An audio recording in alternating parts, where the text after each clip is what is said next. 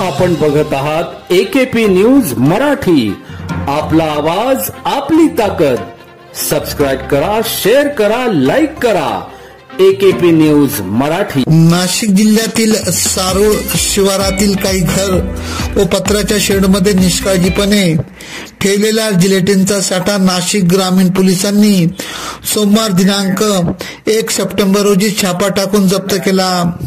पोलिसांनी 7 जणांना अटक केली आहे. या प्रकरणी वाडीवारे पोलीस ठाण्यात 7 जणांविरुद्ध गुन्हा दाखल करण्यात आला आहे.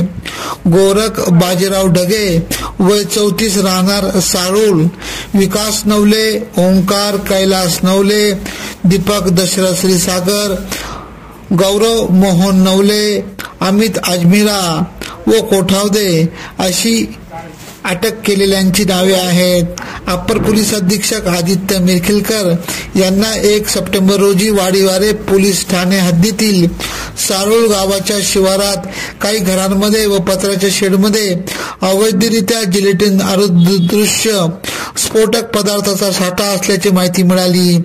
त्यानुसार श्वान पथक, बॉम्ब शोधक व नाशक पथकाने छापा टाकला. या छाप्यात सारोळ गावाच्या शिवारात संशयिताच्या राहत्या घराच्या पाठीमागील बाजूस व पत्र्याच्या शेडमध्ये अमोनियम नायट्रेट युक्त असलेल्या जिलेटिन सारखे स्फोटक पदार्थाच्या कांड्या भरलेल्या बॉक्स आणि डेटोनेटर एकत्ररित्या निष्काळजीपणे मिळून आले. पुढील तपास वाडीवारे पोलीस ठाण्याचे पोलीस निरीक्षक मधुकर मथुरे करीत आहे.